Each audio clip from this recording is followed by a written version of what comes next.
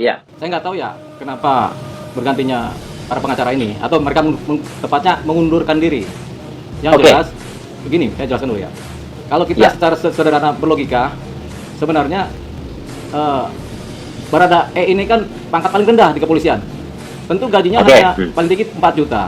Tapi kenapa Oke. dia bisa menyewa pengacara sebanyak 15 anggota pengacara yang kelihatannya pengacara top semua nih. Nah, itu pertanyaannya ya gimana? Duitnya dari mana dia nih?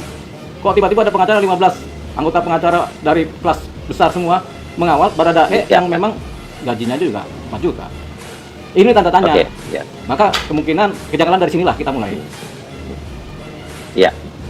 Oke, Bang. Tapi saya mau tanya nih, bukannya setahu saya kalau ada anggota Polri yang bermasalah dengan hukum itu, pengacaranya yang menunjuk harus dari divisi hukum Mabes Polri atau Polda setempat.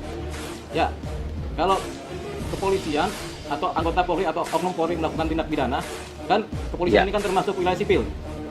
Iya, iya. Undang-undang sipil KUHP biasa, bukan militer Ya. ya. Jadi kalau dia melakukan Ya. tindak pidana tentunya dia kena undang-undang KUHP biasa. Oke. Nah, makanya Oke. dia boleh memakai pengacara sipil, pengacara. Nah, Oke. Oke. Itu harus persetujuan dari divisi hukum Mabes Polri nggak? tidak, bebas. Tidak ya. Tidak ya. Oh, ini kasusnya berbeda berarti ya? Ya, Karena nih, oke. Dan Bang Olive, ya.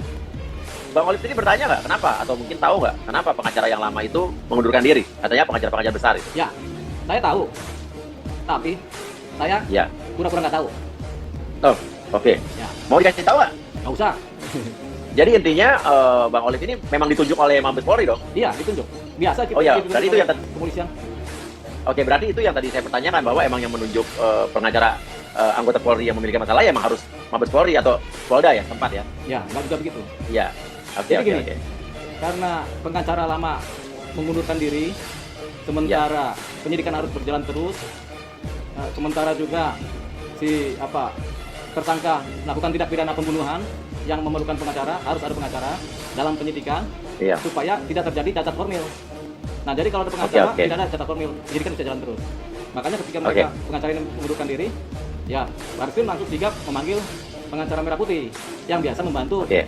kepolisian. Tentunya saya ketemu sama tim penyidik dulu ya, pimpinan penyidik, kemudian Ya. kita ngobrol-ngobrol. Ini ada masalah apa, saya dipanggil. Sampai di dalam, di ruang penyidik. Oh, ini masalah besar, Bang Olive. Masalah apa ya? Kan banyak perkara kita. Oh, perkara ini Ya. Bang. Perkara pembunuhan Joshua. Oh, saya tahu itu kalau gitu. Ah, gimana ceritanya? Diceritakan bla bla bla bla bla bla bla. Oke. Sekarang di mana tersangkanya si Richard? Ada di sebelah lagi tidur, sebelah ruangan kan, dijaga sama anggota Brimob. Ya, oke, terus gimana? Masih tidur orangnya? Saya juga kan waktu ditelepon jam 12 saya masih tidur juga. Baru bangun. Suruh berangkat. Saya berangkat sampai di Mabes Polri, sampai di Bareskrim. Ya oke. Nah, saya jelas ya sudah tunggu. Belakangan setelah bangunnya si Richard Barada E ini, kemudian ya sudah, saya dipandu sama pimpinan penyidik. Udah Bang Olive masuk aja ke dalam, biar ngobrol-ngobrol dulu. Nah, saya masuk ke dalam. Nah, ada satu posisi, walaupun kita diminta oleh penyidik untuk mendampingi tersangka, tapi kalau tersangka tidak mau, ya kita nggak bisa. Ya, oke. Ya, makanya saya perlu bicara dengan si Barada E ini, apakah dia mau jadi kuasa hukumnya, gitu. Mau langsung. Nah, jadi kita mulai dengan Barada E ini pakai bahasa Minasa, bahasa Oke. Bitung, bahasa Manado. Ngana bagaimana? Ya, gitu. Ngana bagaimana? Nah, gitu. Oke. Ya, kita Butuh bakal berapa bikin lama tidak, akhirnya sampai gitu. dia mau? Ya, ya. Itu bahasa Manado itu kira-kira setengah jam.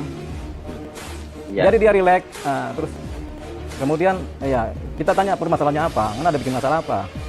Dia lagi galau kan.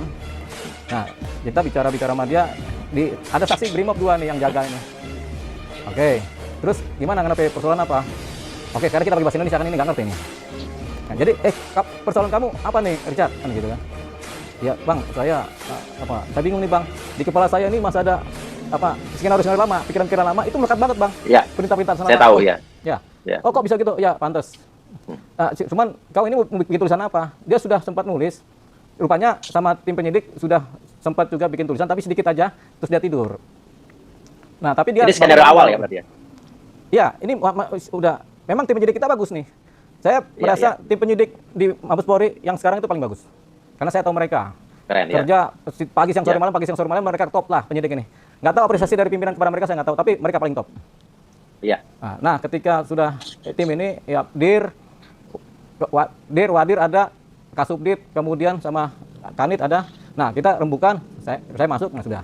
Ya saya cuma nggak tahu asal mula penyidikan kan, karena saya juga waktu dipanggil ke Mabes Polri juga saya baru bangun tidur kan, langsung berangkat.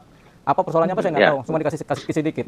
Nah, tapi saya harus menghadapi seorang tersangka pembunuhan, yaitu Richard. Yang baru bangun. Yang cenderung menutup-nutupi ya awalnya. Ya, Richard baru bangun tidur, saya juga baru bangun tidur. Sama-sama blank kita nih. Nah, tapi kita udah tahu perkaranya ini, saya udah ikutin juga perkaranya. Ya sudah, kalau gitu Anda mau cerita kan? Iya, mau cerita. Mau bikin pengakuan. Ya sudah, tapi gini. Baiknya ini kan kita kan karena saya psikolog, saya tahu jiwanya lagi galau, lagi susah dia. Iya. Kalau gitu, Richard, mari kita berdoa dulu sebelum kita mulai wawancara nih. Karena saya belum bikin surat kuasa kan? Iya, iya. Ya kan? Richard gimana kalau saya bikin surat kuasa, setuju nggak? Ya nggak apa-apa Bang, oke. Dia main oke aja. Emang kacau. Langsung oke ya? Ya oke. Mungkin udah butak juga pikirannya dia juga. Nah, akhirnya saya keluar ruangan, saya minta kawan penyidik untuk bikinkan surat kuasa. Surat kuasa ini karena baru saya sendiri pengacaranya, jadi si Richard dengan saya aja. Richard memberikan kuasa kepada saya pribadi. 1 lawan 1. Head to head. Berdoa. Supaya dia tenang kan. Mari Richard kita berdoa. Nggak ada berdoa aja. Dia bilang, Bang, saya lagi pusing Bang, susah saya berdoa. Abang aja yang bantu saya berdoa. Ya oke lah, saya berdoa. Udah berdoa panjang, selesai. Haleluya, puji Tuhan, amin. Semoga engkau dibuka jalan. Kira-kira begitu isinya. Doa saya macam-macam kan. Nah, setelah berdoa itu, saya setelah lagu rohani, lagu gereja. Dia dengar lagu pertama, dia ikut nyanyi. Lagu kedua dia ikut nyanyi. Dia begini. Nah, terus dia udah. Nah, oke Cat, gimana? Udah tenang lu? Sudah Bang. Ya sudah. Lu mau cerita apa? Lu kan udah pelong. Ya, cerita aja semuanya apa yang lu tahu semua. Tapi dia bilang, Bang, saya mau tanya dulu. Dia tulis tulisan kecil. Kalau saya menembak karena perintah atasan, ditulis di kertas. Iya. Itu hukumnya bagaimana, Bang? Saya pikir saya kan pengacara lama nih. Wah, ini bisa lolos lu. Lu perintah atasan kan lu nembak? Iya, Bang. Oh, lu lolos lu. Udah lu ceritain aja apa adanya. Jadi dia memang sudah dari penyidik ada 1 lembar kertas yang masih coret-coretan. Ya saya tambah lagi kertas, dibantu kawan penyidik tambah kertas lagi. Ya kita bikinlah cerita ini. Ceritakan semua, Cat. Nah, karena dia udah cerita pelong kan, saya tenang. Saya ngobrol lah sama kawan-kawan Brimob ini. Kalau nggak salah si Suprianto sama Aditya. Ngobrol. Sampai akhirnya dia buat ini, tapi suka ada kawan penyidik datang, koreksi gitu. Sampai jadilah surat-surat tulisan tangannya si Richard secara tertulis. Selesai mungkin dipelajarin, ya sudah saya udah kasih. Tugas saya selesai dong. Ya, kita tunggu. Bang, sebelumnya kita mau nanya, kenapa harus ditulis tangan, Bang? Ini kan belum masuk pro justisia. Ini baru komunikasi antara pengacara dengan klien. Kan kita kalau pengacara harus tahu klien kita nih persoalan hidupnya apa. Kenapa dia bunuh orang? Misalnya klien kita nih, apa dia selingkuh bunuh orang? Apa dia diselingkuhin? Ya kan kita pengen tahu isinya apa sih, persoalannya apa. Ya kan jiwanya agak goncang. Ya kan saya ilmu psikologi ada, lulusan psikologi. Betul. Masa kita nggak pakai ilmu psikologi kita bedah jiwanya. Saya bilang dulu sama kebetulan ada Pak Wakaba yang sekarang jadi Kadif Propam. Bang, saya mau ambil jiwanya. Mereka ketawa. Mati orang itu kau ambil jiwanya. Enggak, Bang, saya mau bedah. Ada Pak Wakaba, ada Dir, ada ini semua lengkap deh. Ya sudah, lu masukin deh. Dibantu satu kanit. Kanitnya orang pintar juga nih, dokter. Saya paling suka kanit ini, dokter. Nggak berani saya sebut namanya. Saking pintarnya dia. Ya. Nah, setelah bicara panjang, sudah kita udah sepakat. Kami sebagai pengacara akhirnya bekerja sama dengan teman-teman penyidik. Kalau kita sinergi, semuanya bagus. Makanya pengacara dengan penyidik harus sinergi. Nggak boleh kita musuhan, nggak boleh berantem. Itu yang paling bagus begitu. Benar, setuju. Intinya adalah akhirnya dia membuat pengakuan yang sebenarnya yang sebelumnya pengakuan sebelumnya berbeda gitu ya. Nah, ya berbeda. Ya sebenarnya berbeda sudah. Mungkin penyidik sudah mengolah dia sebegian lama, sudah dapat juga. Disampaikan, cuma dia masih ragu-ragu. Ya saya buat dia plong lah. Yang buat apa yang membuat dia ragu-ragu, Bang? Nah, ini dia masih ada pikiran-pikiran konstruksi perintah-perintah lama di kepalanya. Makanya saya bilang berarti ada orang yang skenario itu.